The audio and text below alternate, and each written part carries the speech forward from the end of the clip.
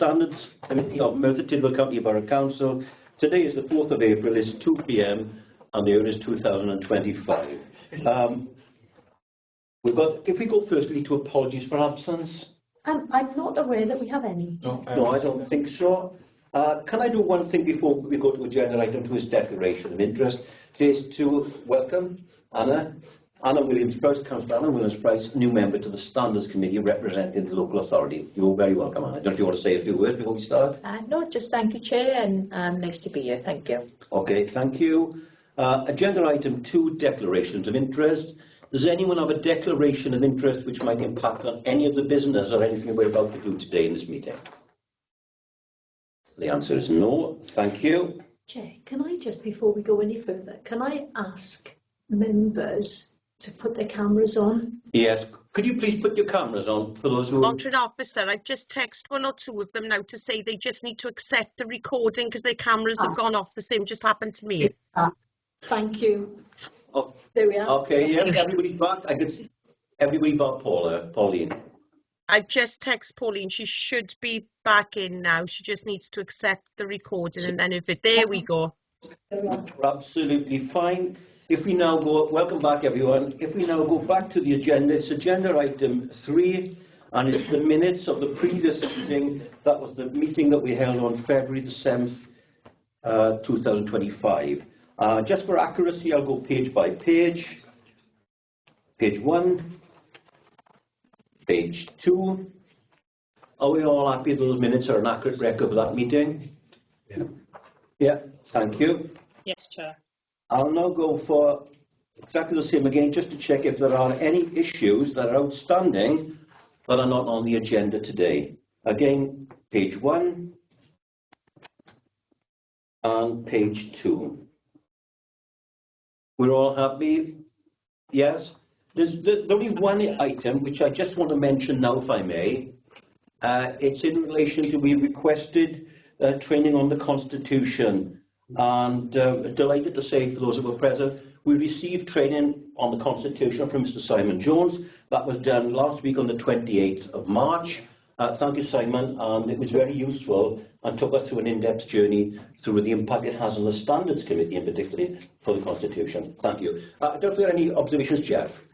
Chair, can I just ask, I apologise first of all, I couldn't make it last week, but for the new member and anybody that didn't have the ability, would we have the ability to have that training again, please, just for myself and possibly Anna, whoever? I was able to attend, Jeff. Yes, I mean, I don't think there would be a problem. I don't think we would probably redo the entire training, but I'm sure Simon could send you some notes and. Well, I will, if you just email me, perhaps me and you can have a half an hour Teams meeting. Sure. Yes. Yeah. Yes. Go on, Gareth. Have you finished with Jeff's query, Chair? Yeah. Hello. We were just. Jeff hadn't been able to join the. Yeah, no, I got something different there. I want to raise. Right, Oh yes, okay. sorry. If I can, sorry, Gareth. If you can conclude Jeff's comment, yeah. Simon's response, and I'll come back to you on the other matter. Thank you. Thank you, Simon. Yeah. So we can have a half hour Teams meeting where I can do that. And if we can include Anna or anybody else who would want to join that. Martin's another one. Oh sorry, because Martin. Oh, sorry, I was there. You were there. Okay, thank you. Happy with that, Jeff? Gareth, over to you, please. Thank you, Chair. It's only item. Let me just check. The cross-border training. Any update on that? That was my query. Minute 596. Yeah, what I can do, I'll do it. Yeah. I've been in conversation with someone who might be able to provide training for us, who is a monitoring officer in another local authority area. I'm in conversation with him. I've also spoken to the chair over on the Cannon Tap, as we did last time, Gareth, you recall? Yeah. So I'm hoping in the next month or so, I'll be able to come back through to Caris's office to say we've got something. It's just basically, I want to confirm what product's going to be delivered.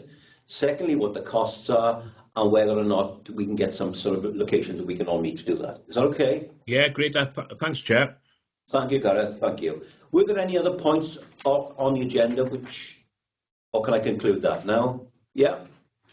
So are we all, having done that for accuracy and for outstanding issues, are we all happy to approve those minutes as a true and accurate record for submission to full council. Yep. Thank you. Right then. Except, of course, technically. Yes, Chair. Sorry, technically, were these minutes agreed at full council 2 days ago? Yeah, but what I'm doing is making Yeah. sure that we also approve them. I know they've gone to full council, so that's right. Thank you, Martin, for clarity. Right, and if we now go to agenda item not 4 but 5, I've agreed that Simon, you need to get away for some time. So if you could go on to it's agenda item 5, the analysis of data in respect of complaints received by the authority. I'll hand over to Simon. Thank you, Chair. Appreciate jumping up in the list. I've got a case in Crown Court currently live. I've got a barrister there, but I need to get back over there as soon as this is concluded. But anyway, it's a report that I put up concerning complaints for 23-24. I've shamelessly just copied it from a report that I previously did for the Governance and Audit Committee, so Martin will have gone through this in depth with me. So some members will already have seen this report. It's also been put to scrutiny as well, so this will be the third occasion that I've spoken to this report. I think the reason standards need to look at it is to see trends. These are complaints primarily, complaints recorded against council services. Just by way of background, the complaints department is a small discrete department within the council. Gaynor to my left is the complaints officer. We've got one support officer, Sarah, who was part-time. They carry out all the complaints work on a day-to-day basis, and I offer them support and guidance if they need it. And fair play, it's not often they come to me, which is great. So, small complaints department, that's been the case for quite some time. We're operating into the same model of dealing with complaints for some considerable time. The last big change was a change in the corporate complaints procedure, which was rolled out, I think it was in all Wales, in 2021. So since then, nothing has changed in the way that we manage and handle complaints. I will say that I don't see any major issues with the way the council is handling complaints. The complaints section on the website is on the front page. So if you want to make a complaint about Merthyr Council, most people will do it these days by way of an electronic complaint. If you go onto Merthyr Council front page, it does say make a complaint. It's about 2/3 of the way down. So it's easy to access. You click on that link, it takes you to our policies, it takes you to a complaint form. You can also telephone a complaint in, you can come into reception and you can make a complaint in many ways. But the main way complaints are made these days, I think it's fair to say, Gaynor, they're coming in online. So once they come in, Gaynor and Sarah will manage those complaints. We will endeavour to respond within 5 days, just an initial response. At the same time, we will work out which department the complaint is levied against, and the complaint is sent in the first instance to that department. Now, complaints are broken down into 3 types. We've got social services complaints. They are more formal and they are governed by legislation, the way they're handled. Education complaints, they are dealt with primarily by the governing body, and corporate complaints, and they are the ones that deal with other services other than social services. So going back to social services complaints, it's a 2-stage process. The first part is the complaint comes in, Gaynor sends it to social services, it's worked out, is it an adult social services case, or is it a children's social services case? And in the first instance, it's looked at within the department. Usually the manager will deal with it. And they will try and resolve that complaint within 10 working days. So it's a quick turnaround. If it's going to take longer than that, and some complaints do need longer, we can extend that time. And I think we get onto this, but the majority of complaints are resolved at stage 1. If you're not happy with the outcome of stage 1, you go to stage 2, and that's a formal way of dealing with complaints. For social services complaints, you then are given an external investigator, and what's the term for the other person? The independent person. So, if it's a children's complaint. Yeah, so if it's a children's complaint, you get 2 people external from the council who will look at it. the investigator and the independent person, and they will then prepare a report. We hope to deal with them within 25 working days, so roughly a month, but again, you can extend that. If after that the complainant's not happy, then they can go to the Ombudsman. So we got details of the Social Services Complaints Report, which is annexed at Appendix 1. I'll get onto that further into this report I've done. Education reports, so as I said, they're dealt with by the governing body. You don't have much to do with them, do you? No, I mean, usually they've got their own process, but we pick up some that would be perhaps more around the staff, but usually they go to the head and then they go to the Board of Governors after that. Okay. But we direct them, or we'll pass them on to education on their behalf. But the majority of them are dealt with by the schools. Yeah. Okay, and then we get to corporate complaints, and this is the one that we get most complaints about. This is a two-stage process, same as with the social services, but the second stage is not as formal as we get with children's social services. So again, somebody was complaining about highways, etc., or the bins. They'll make the complaint. It'll be dealt with by a manager at stage 1, and if it's not resolved, then it goes to stage 2, where it's dealt with by a different manager. So that one stays in-house. And what I should say is, if something is deemed to be particularly significant, high level, it may jump stage 1 and go straight to stage 2, where an independent manager within the council will consider that complaint. So we've got policies that govern us along that. The new policy came in 2021, and we've been working to that for some time. Paragraph 6 is analysis of the complaints data. Now, as I said, these complaints all relate to council services, not to member complaints. And I think you've got to be aware that standards primarily looking at member complaints, not departmental issues. And again, this report was drafted. It's an odd report because it's drafted for Governance and Audit Committee, and their remit is to look at how efficient the complaint handling process is, not at our services failing within the council. Now, they could be failing within the council, but what Governance and Audit Committee look at is our complaints process good enough to deal with those complaints? And I would say, looking at the figures, I'd say yes, definitely. I think if you look at 6.4, the trend data, you'll see if you go to the right-hand column there, yearly totals, we've had figures since 2017. You'll see that back then we had 78 complaints, 98 a year later, 108, 99, that was COVID year. And then 115, 145 last year, and we've dropped down to 122. So a lot of complaints are coming in, fewer than last year, but still the second highest.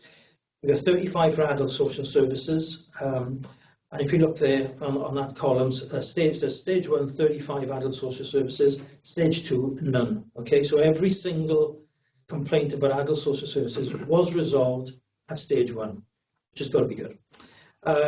Children's services, then obviously they're higher, probably more emotive. People do tend to complain a lot. Only 3 went to stage 2, so I would say, as a percentage, that's pretty good. I've broken the figures down there underneath, but I don't think we need to go into that. But what I will say is that if you then jump over to 6.13 and the trend data for corporate complaints, again, they go back to 2017, 237, year later 256 up to 334, 402, and then turn over the page, we've got the last couple of years, and we've risen up to 596. So, we've gone up significantly in that 7-year period.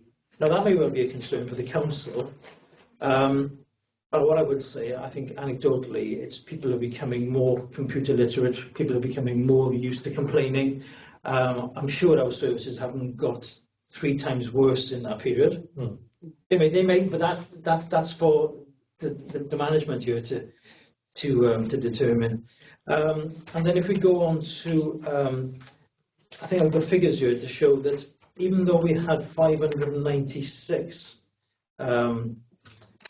complaints in this year, the vast majority of them were resolved at stage 1, which again has got to be good. And then finally, paragraph 7, we're talking then about referrals to the Ombudsman.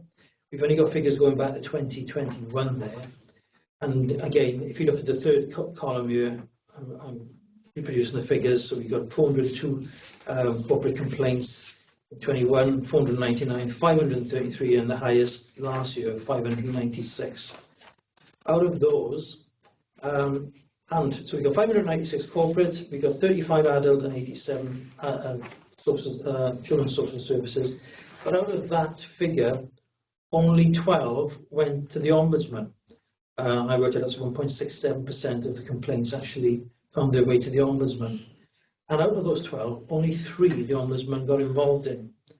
Now, the thing with the Ombudsman is, of course, we don't want any complaints going to the Ombudsman, but you can't stop anybody complaining to the Ombudsman. You can offer somebody a good service, which they're not happy about, which they'll complain. Stage 1 is not resolved to their satisfaction. They go to stage 2, not resolved to their satisfaction. They have the right to go to the Ombudsman. You can't stop that, and we would hope the Ombudsman would determine in the same way as we've determined these things. But again, I think the figures show that the service that we offer for complaints is working. The scrutiny is aware of the figures. Governance and Audit Committee are aware of the figures. And I think there's not much more I can add to that. Gaynor, anything you want to say? Actually, I haven't delved into the actual the hard figures, no. But you've got some things there, haven't you? No, yeah, I mean, some of the stats I've got here is, for example, out of the corporate, as Simon said, the corporate complaints, only 17 of those went to stage 2. So it's a massive amount of that is dealt with stage 1. With social services, again, and I was in an All Wales complaint meeting last week, and our percentage of stage 2s is exceptionally low. It's not that we won't go to stage 2, because if they went to the Ombudsman would insist that we would. But I think it's doing the work at stage 1. The managers are very good within social services, excellent in engaging. We have meetings. I don't know if the other authorities are doing that as frequently, but the meetings that we have at stage 1 to address those issues are certainly having an impact then on what, because they have a right to go to stage 2. The social services complaints procedure, that is the Welsh Government says they can go to stage 2. But what we do talk to them about is what they're looking at to go to stage 2, what's their desired outcomes. And a lot of the time with social services, some people want some more knowledge. They want, if somebody says they're going to ring them back, they want to be rung back. It's frustration. And I think the time that the principal managers, we usually get involved at that point with the meetings, it's having a positive impact to progressing, because there's no point going to stage 2 if nothing really is going to change. So we try and learn from those, and they have a right to say if they feel upset or they feel, and I think sometimes with complaints, people just want to be listened to, don't they, Yeah. Well, I just look at the figures here. 97% of our corporate complaints are resolved at stage 1. I think it's good. It's good. I think it's good. Okay.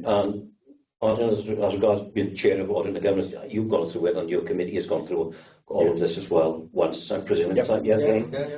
For us, predominantly, although it's not predominantly a standards issue, it's very informative, and it gives us the context behind possibly the workings of the council. Yeah, and it's good for our information, although fundamentally it doesn't address any of the issues that we would address on standards. If, however, a standards issue did crop up, you're happy during the course that the way that you operate, you're able to identify things. Absolutely. Which might be referred to us then, yes? I mean, I do have, Councillor Gareth Richards contacts me. We have conversations about, issues that you might have. And I say always, my door is always open to have any conversations about any complaints. It's good to look at. And also now in June as well, so the Ombudsman are doing some new training And the invite is going to go out for councillors if they want. The training is going to be in-house here. A representative from the Ombudsman are going to come and do that training. Oh, good. So that invite will go out to staff and managers and councillors if they want to come, and it might help you then with, you know, because I suppose it would give you some support with residents then who are complaining. I always say, you know, contact me please, and we'll make sure it gets the right person in the right time. Thank you very much. Any questions, anyone? For Simon again, Martin. Thank you. I don't think I want to go over the same ground as we did last time on our governance committee. But I think you said something really important, which is we have the conversation with the managers, which I guess in the posh terms where we do lessons learned.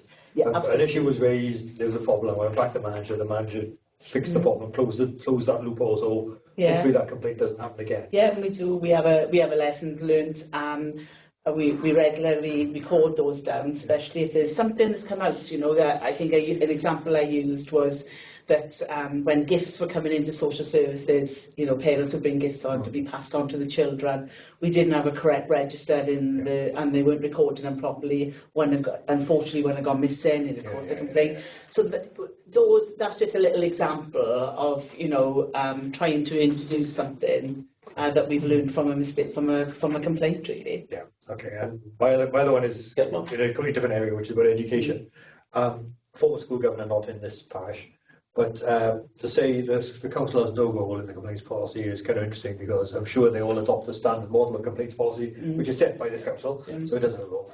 And Simon, you said we don't get involved in the majority, which therefore leads me to think we get involved in some. Can you talk a little bit about how we get involved in any? Well, all I would say is, I think I've not been involved in any. Okay, any. Dana's been doing the job a lot longer than me. Would it be a case where there's some crossover between a complaint about a school and the governing body? Yes. It could be education with social services. Okay. Yeah. For that child. It could also be, you know, what we try to do, and Simon supports us a lot in complaints with this, where the school is also perhaps is a habitual complainer, and they're causing a lot, you know, they might be causing some issues for the school. So the school come to us then and ask us if we can provide some support with speaking to the person who's perhaps making the habitual complainants and might be causing a few problems in the school. It's quite interesting, because I saw read the paper this week that a school, again, nowhere around here, somewhere in the home counties, called the police and had somebody arrested for making complaints about the school. It had a lot of media attention. I think 6 police officers, I think it was. No, we've never got that. We're not going around arresting parents. That's good. And unfortunately, we've had to. They've asked us to give some support with some parents, which is unfortunately a nature of the times we're in. So you're kind of neutral in that effect.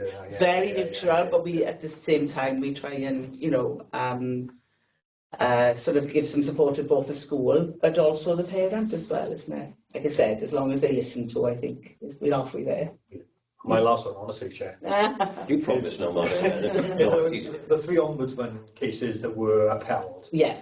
Is there a way of not in this meeting now, but is there a way of sharing some broad details of what they are, a couple of paragraphs on each one? The ombudsman do anonymise them when they send them back to us, which for us is not so much of an issue. But if you were in Cardiff or Swansea, it would be, because we're trying to identify which one. Now, I am aware that the Ombudsman, one of the ones that they intervened with, they didn't felt that our apology that we had given was so they went. Fulsome enough. Yes, so we had to do a further apology. So that was certainly one. And sometimes with the children, you know, with the children's services ones, the Ombudsman might say that, you know, the change of social worker, etc. And they do try and get involved with that, but I think when it comes to any of those complaints, especially with children's services, the child is the important part in there, and the consistency for the child. Brilliant. Thank you again. Thanks. Okay, thank you. Again, thank you. That's okay. Any questions from anybody? No, I think it's all left for me to say is big thank you, Simon. Thank you. Again, thank you very much. And thanks for all the staff that are putting all the hard work behind the scenes to provide that level of information for us. Other work is going on. No problem. Thank you. Thank you. Thank you. Good luck in court. Yeah, I was going to say that. Thank you. Thank you very much.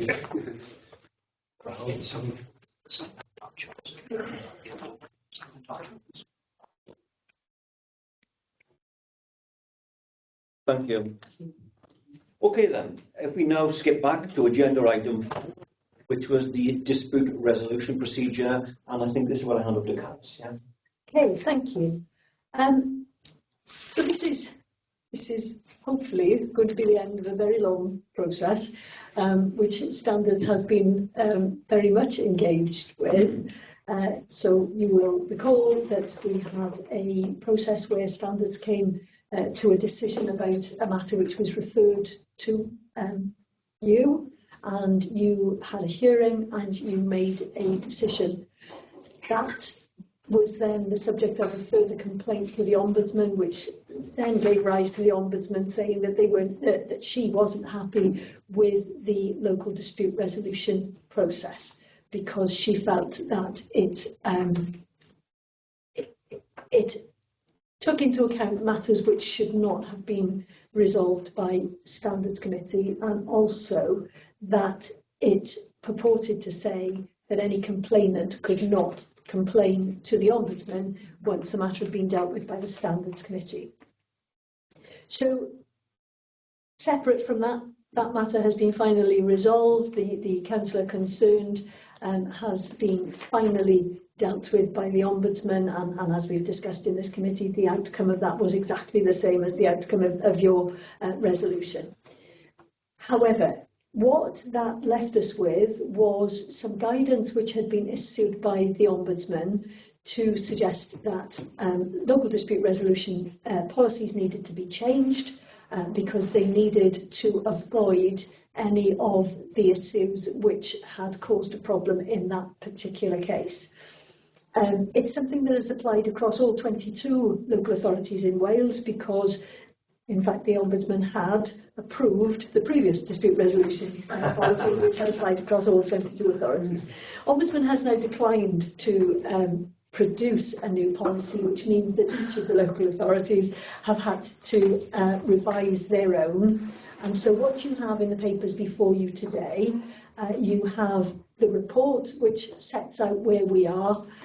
You have a note, which was a confidential note, which has been issued, but just sets out what the issues were that the Ombudsman, the legal advice that the Ombudsman had received, the issues that were raised there as being a cause for concern, and then a suggested new policy.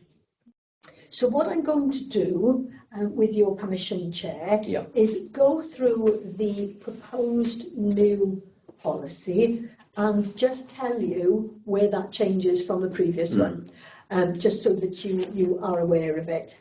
Now, first of all, what I've done is print off or add Appendix 2 starts with the bit which isn't going to change. So that's the procedure for dealing with allegations made against councillors and referred to the Standards Committee. So that would be matters that are referred back to you from the Ombudsman. That's not going to change.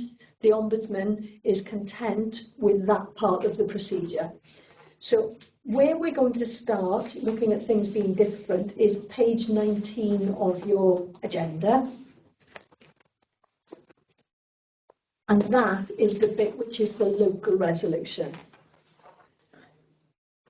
Now, broadly, what the advice from the Ombudsman is that, firstly, you can't say in your local resolution procedure that a complainant can't then go to the Ombudsman, because that option always has to remain open to the complainant. You also have to limit this local resolution procedure to low-level complaints. So anything that could potentially be considered as a breach of the Code of Conduct, that is not something that can be dealt with by local dispute resolution process.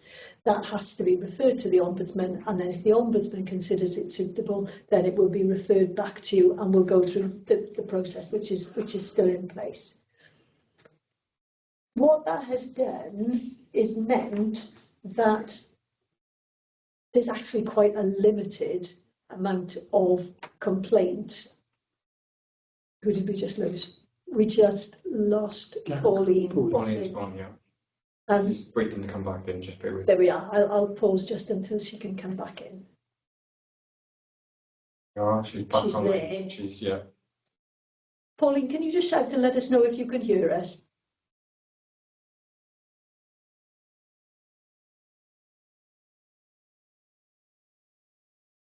You're on mute if you can hear us. There you are. You're on mute, Pauline, but I can see you talking. Can you hear us? I can hear you. Can you hear me now? Yes, we can. Yeah, that's fine. Thank you. Thank We you. didn't go any Thank further, you. Pauline. We didn't go any further while you were off air. Thank you. The iPad heated up so much I've had to revert to my phone. It's obviously warm where you are. I know it's warm where Dawn is. Gosh, I've lost my track now.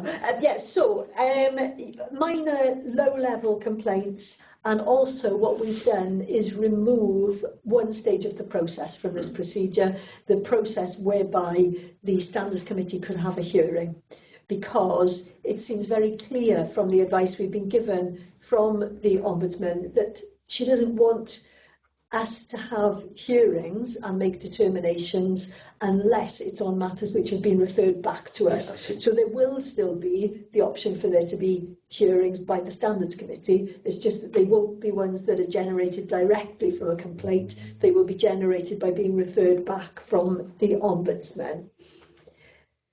So in effect, it's a much simpler policy. And I will just take you through it now and show you the bits that have been changed. And then we'll see if there are any questions or any issues that anybody has got about it before we decide where we're going to go next. Okay. So if I ask you to look at page 19, and we start with the introduction, which remains unchanged.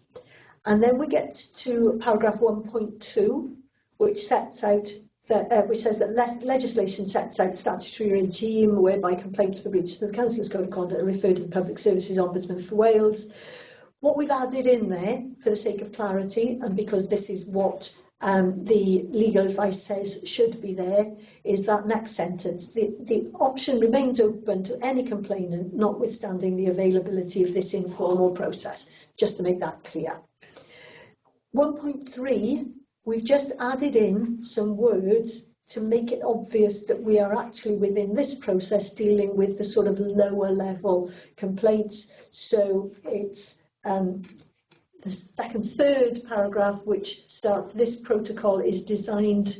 So I've added in to deal effectively with those less serious complaints. The rest of it is as it previously was, which are not suitable for reference to the Ombudsman or which would benefit from a local determination. And then we've added another sentence on the end there to say it is not designed to deal with serious complaints, including breaches of the Code of Conduct, failure to disclose interest, bullying or repeated breaches.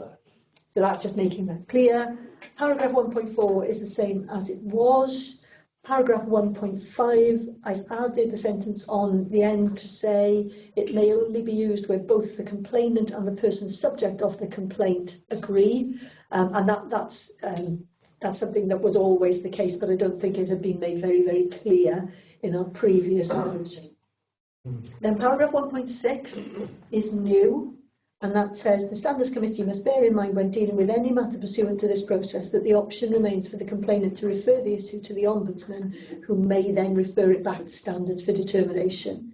Those involved in the LRP determination would not be able to participate in any subsequent determination, as they would be considered to have been predetermined as a result of their previous involvement.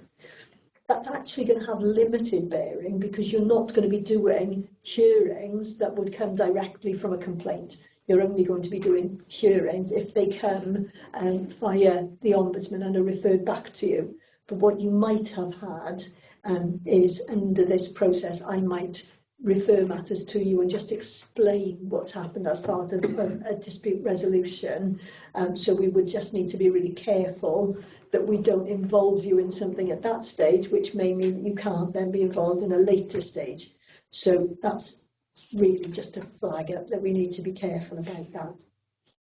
Paragraph 2 remains the same. paragraph 3 remains the same. So paragraph 4, it's the only thing that changes in paragraph 3 is at 3.1, it's gone from being a 3-stage process to a 2-stage process, because in the original there were 3 stages because the 3rd stage was a hearing, which is what we've now removed. So paragraph 4.1, the first paragraph is the same. I'm just checking that that's the same.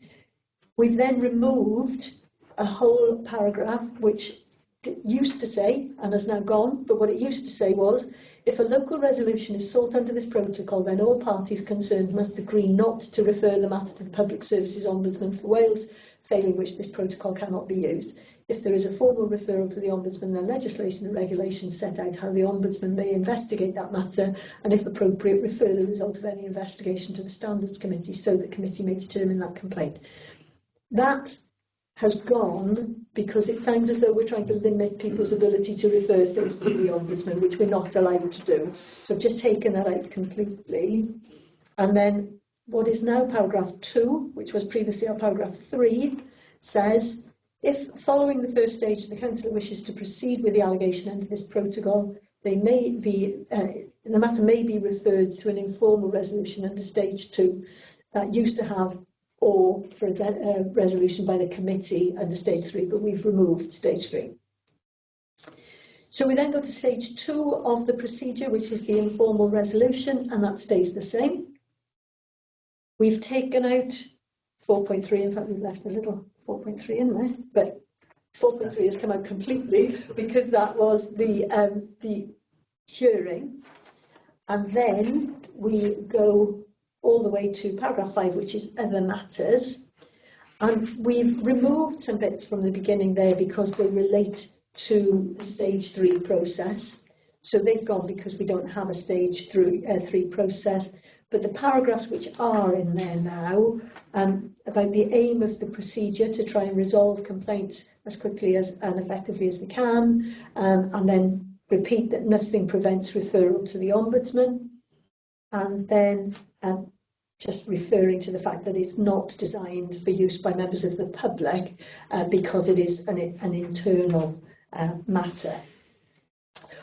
What it then goes on to do, because the Ombudsman had seen some examples of this which they felt were helpful, was to set out some standards of behaviour which would be considered appropriate. And I don't think there's probably anything controversial about that list, but I think members may well agree that it's helpful to have that there, because we do sometimes, particularly when people fall out with each other, we do have occasions where some of those standards just are forgotten, and people behave in a way which may not be particularly helpful. So that is the process as it would stand if you're content with that as a new process.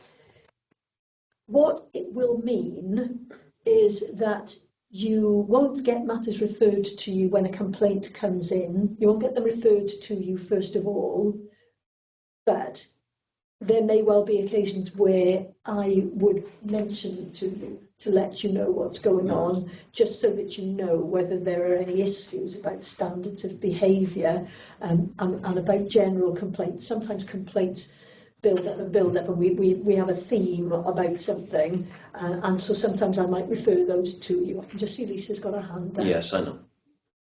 Yeah, Lisa. Thanks, Chair. Kat, under 4.1, where it says stage 1 of the procedure, and we had the 2 leaders there, did we always have the mayor in there, or is that a new addition? Sorry, I'm going to cough. Sorry, or is that a new addition? Sorry, I can't remember. We always had the mayor in there. There were times when we involved the mayor a lot, and subsequently we haven't really, but that has been because more recent complaints have tended to involve the group leaders as part of the complaint, because some of the complaints that we've had have been very much about the conduct of groups rather than they are about specific members, but sometimes it's about how the group as a context is doing that. And so the actual resolution of recent complaints has taken place by me having discussions and then discussing that with the chair of standards, so that Mel and I have been able to agree with the people involved a way forward. And I know Mel often talks to the vice chair when he does that, so now Dawn, and we agree that. Now, when we do that kind of thing, I would think that's probably one of the occasions where it's appropriate for us just to mention to you, not to give you details and not to give you names, but to mention to you that we've actually had a conversation with somebody where there's been a resolution, and it's been a resolution which has been under an informal process.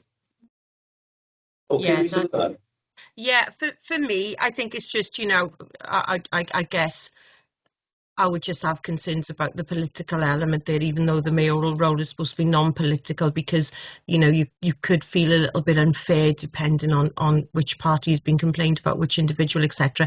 But having the monitoring officer with the chair of standards and the vice chair then having that discussion gives me greater confidence, shall I say. Yeah, Thank you. I take the point entirely. Thank you, Lisa. Yeah, I get that. That's quite a recent thing, really, has been that idea about there being some sort of political affiliation from the mayor, where historically it's always been very clear that that's not a political role. So it's something that we need to keep an eye on and make sure that we maintain that line, because that is, you know, the mayor is not a political role, and so we just need to make sure we keep that under. What I can do to reassure you, Lisa, and others there, we're going to be talking about the leaders' responsibilities later on in this meeting, and I, in my individual meetings with the leaders and with the mayor as well, will make sure that the point you raised, Lisa, is there, because I would see the mayor and remind the mayor that the mayor, as far as I am concerned, is independent, totally independent, and if I ever thought that politics were getting involved, I would intervene immediately and, you know, have some redress towards them anyway. So I will do that. Thank you, Lisa. Jeff. Thank you. 1.6, Carys, you said that, you know, you'd have to be careful what was said, etc., etc. There are times when you have confidential discussions with the chair and perhaps the vice chair about certain things that you mentioned. By doing that, you wouldn't disbar the chair or the vice chair from taking part in any subsequent meetings?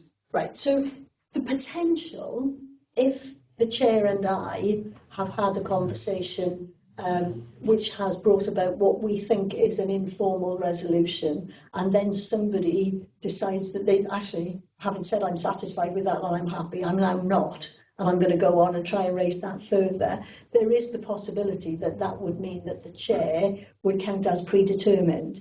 But the circumstances in which that happens would make that really rare, because the only time I go to Mel, and indeed if we involve Dawn or vice chair, is going to be when I sort of have got to a point where I know that people are going to be prepared to settle for that outcome.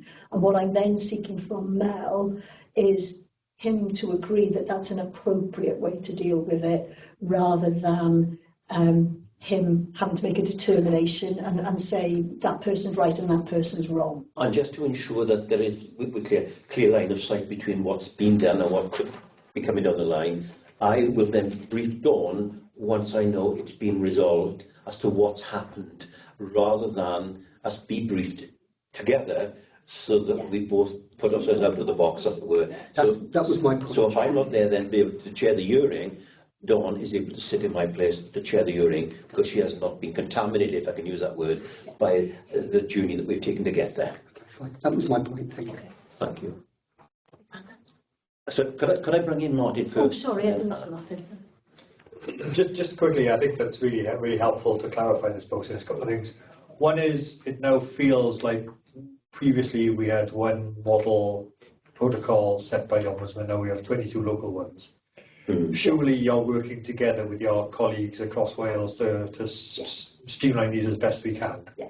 So I think we mentioned in the report, the monitoring officer group met and set up a working group to, they were tasked with producing a standard form dispute resolution policy.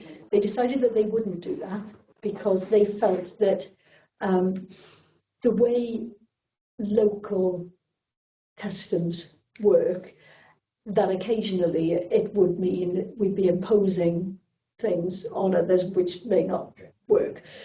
But what we have is we all start from virtually the same draft and we're all just tweaking it to make it comply with our local area. Okay, so there's an element of collaboration in terms of this. Yeah.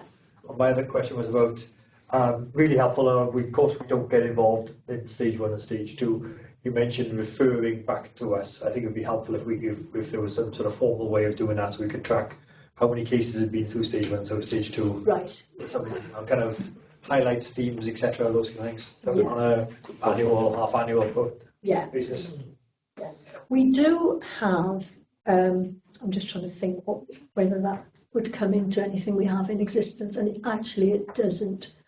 So what we should do, I guess, is just have statistical data of how many complaints there are. Not you wouldn't want to have the detail of what certainly don't want names. But you just want to know how many complaints were they upheld and what the general themes. Yeah. Thank you. Okay, madam. Thank you, Caris. That's really helpful. Yeah, thank you, Hannah, and then I'll bring in Lisa. Thank you. For clarity on 4.2 paragraph 1 and also section 5 paragraph 1, both of those paragraphs refer to the stage 3 process. Well, that's because I'm just totally incapable of noticing how many times I wrote stage 3. I got through it and I'll just take that out completely. I'm sure Caris did that on purpose. I did. I was just trying to see who's read it. Yes. Thank you. You've passed the test, Hannah. Yeah, everything's recorded. Matthew was writing it down. I'll amend that before. Thank you, Caris. Hannah, was there anything else? No, that's it. If I could bring in Lisa then, please. Chair, it's only to say and give my apologies. I've been on a Taft Trail clean-up this morning and I'm full of cold, but I have a blinding headache I need to go and sort out, so I need to leave the meeting early. My sincere apologies. I fully support this new policy, but I am suffering in silence here, and I just need to go and find some paracetamol, if that's okay. I did shout out to both my children who were in the house somewhere, but I've had no response. Lisa, I can see it, you're suffering there, in fairness to you. My biggest concern was you might sneeze and we won't be able to see you. That's true. I have been going off screen to have a good cough and a sneeze, but I just need to find some paracetamol or Nurofen or something. My apologies, but you're getting a bit. Excuse, apologies accepted, and take care of yourself. Thank you, guys. Take care. Bye. Take care.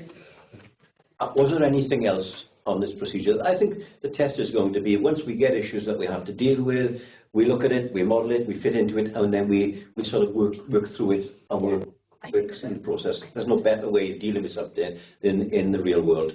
So, yeah, all happy with that? We move on? Thank you. So I think we need formally then to decide if you are content for this to be referred through to Council to be added to the Constitution. Well, let's propose that. Are we now, Jeff? Yeah? Yeah, propose it. Yeah, propose it. We second it. Yes, it has now been, just looking at, yeah, thumbs up all the way along the line. Marvellous. Yes, formally approved. And we can. Thank you. Which now brings us back to the agenda, and it's agenda item 6, and it's something I referred to just now. It's the leader's duty to promote compliance. Once again, Caris, and I'm sure I'll contribute in relation to my role in this as well. Yes. So we talk about this often, don't we? Members are aware that that is a duty, and once the group leaders have provided their report about how they have ensured that their own members comply with the Code of Conduct, that feeds into your annual report. And that's a statutory duty that you have to produce your annual report. And what happened this year is your annual report was just agreed by you in your last meeting, and so it then went to council this week, just for information, and I've now been able to send that on to the Ombudsman. You're supposed to be doing it as soon as possible after the annual general meeting. The annual general meeting of council is in May. So actually, we were nearly a year late with that one, and there were all sorts of reasons for that. But a lot of that was about the fact that the administration changed partway through the year, so that we had quite a shift in the political groups. There were changes in numbers. We had a by-election, which meant that there was a change in numbers in the Labour group. There were then various members of the independent group who left either to form separate groups or to be independents. And that made it really difficult to secure those reports from the leaders to enable you to produce your report. Now, as I understand it from the Monitoring Officer group, we were not the only local authority that had that problem. There seemed to have been all sorts of political shifts around this year. It seems to have been a bit of a time for that. But we need to get it right so that for this, the next report that you have to produce, which will cover the year just past, that we get that in on time. So the Democratic Services team have already started chasing leaders for their reports. We've already had one, so we're 2 to go, and we just need to have those in, and then that will feed into your annual report. As always, when the political climate is quite tense because there are changes and people move over from one group to another or leave a group, the compliance with the code of conduct becomes very high profile, because it's fine if you were in power or if you are in opposition, you still have to comply with the code. And that's one of the things that sometimes gets lost in all of those political disputes. So it's really important that the group leaders produce their reports, not just that they produce their reports, but that they are complying with the duty to uphold compliance with the code of conduct amongst their members. So it's a bit about flagging it, because it's important for you as Standards Committee, because you've got a statutory duty to produce your report, but it's also about just recognising that that is something that we need to make sure the leaders of the political groups comply with. Yeah, and just to support Karis on that, I've spoken to Democratic Services myself, and I've made myself available to all the leaders, either if they want to talk me through their report, or they want some advice or guidance as to what is required. And indeed, I've also, not just over phone, email, it could be anything, or even to turn up at the office there.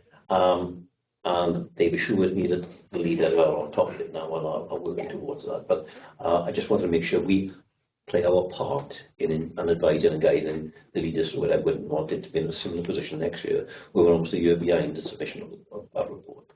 So are there any questions on that? Yeah. Can I ask one? Given the, what was the word you had, a fracture in change in groupings, what constitutes a group?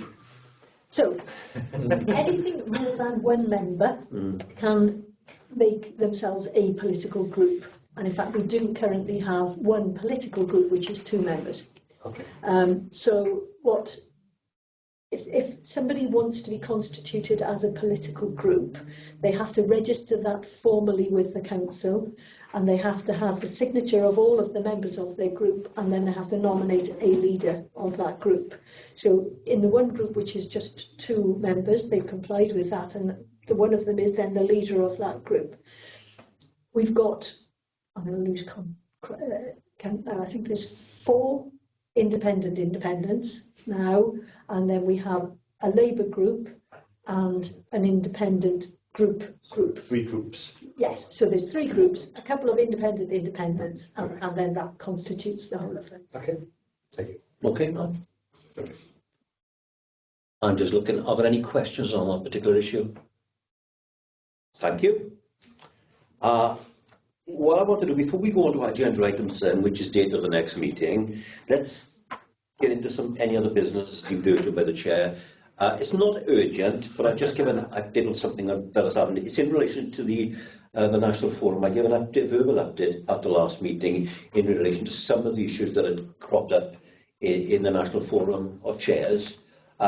This week, I've received a copy of the minutes of those meetings. I think, Martin, you would have had the same as well. So what I would just want to make sure, if anybody wishes, I've sent the minutes to Caris, and Caris will have them at her office. So if anybody wants to see those minutes, rather than me just circle it around with loads of stuff, they're there, and you can have a copy of those minutes. Because I did give a summary at the last meeting, in fact, what went on. But if you want a more in-depth look at what's happened, it's there for you, rather than me talk you through each issue and read the minutes for you. Yes, Anna. Could I just ask, as I am new, what's the purpose in terms of reference of that forum, please? The National Forum is just like all the monitoring officers in Wales meet to discuss that like-minded people doing a similar job for the purpose of the local authority. What was agreed that the chairs of standards will also form a national forum. So there's, as Martin has just touched on, there's continuity of the way we do things. There's the promulgation of best practice. If someone dealt with in particular issue that Cara spoke of, the disciplinary hearing, which is resulting in change to the local resolution process that happened here. Well, I'd be on the table there, as it did with Martin, who chairs another committee, a standards committee, so we could discuss the issues and the learning experience that we had with other chairs, and act as a point of contact if they should get a similar issue that they want advice on. And it also gets us together to talk about the things which relation to the Public Service Ombudsman's office, and Michelle Morris would come along and talk about some of the issues and concerns that she would have, and then I would come here and just, as I just done, verbally, if it's necessary, to update you on what's going on, if there are any changes, any themes, any patterns of things that are cropping up, and then making sure that the minutes of that meeting are available. So basically, it's a double-edged thing. You're going to get an update from the monitoring officer in relation to the monitoring officer's role and the more formal stuff. Then the chairs effectively will go back and meet together to discuss that. And we meet, what is it, 3-4 times a year? If that. If that. It's as and when, and we'll get some guest speakers in. So that is the issue. Are you happy with that, Hannah? Yes, thank you for that information. No, not a problem at all. So that's that. So that's the Cara's office. No questions on that? And my last one, it's beholden on me to say, ladies and gentlemen, that this is now Caris's final meeting with the Standards Committee. And I know you'll have lots of words said to you. I think something was said last night in the full council, but it's only right and proper that you've served this committee really well on a personal level, and from your seat as our monitoring officer, Caris, after 36 or 37. Wow, we wouldn't believe it, would you? Caris has decided now is the time to go and chase the sun and enjoy things in retirement. You well and truly deserve it. You know, over 3 decades serving this Merthyr Tydfil County Borough Council. Well done. And can I, on behalf of everybody here, wish you a happy retirement, and may the years of retirement be the longest and the best you've ever had.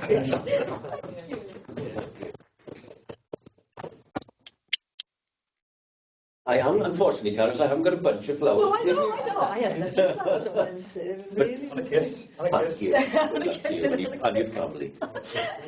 I don't know if you want to do date of next meeting. Yes, that's what I was going to say. Yeah. Date of next meeting. I mean, when are we talking? Yeah, what are we talking in? This is going to be in the summer, this one is now, obviously. What's the best month for most people? Because look, we're halfway to April, and I can see dawn in Cyprus. We've got Pauline in Amroth, and where are you on holiday, Gar? Wigger's Yard. Yeah, it looks like Bedford knocked down there. But sorry, I didn't have my mic on. As Martin pointed out, Quakers Yard, but it's a false background. Chair, just what I would say is you are normally going to have 4 meetings in a year, and I'm just conscious you've already had 2. Yeah, indeed. So unless anything comes up, you probably want to leave this for a couple of months now. So I was going to say, what have we got? We've got May, June, we've got Easter at the way. Yeah. May, June, July. So you might want to either tail end of July or first in August sometime.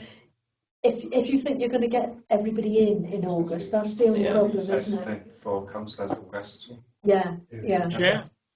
Yeah. Alice, isn't there usually a rule, no council meetings in August? I know Yeah, we're not and- all. Yeah. Matthew was just reminded us of that as well.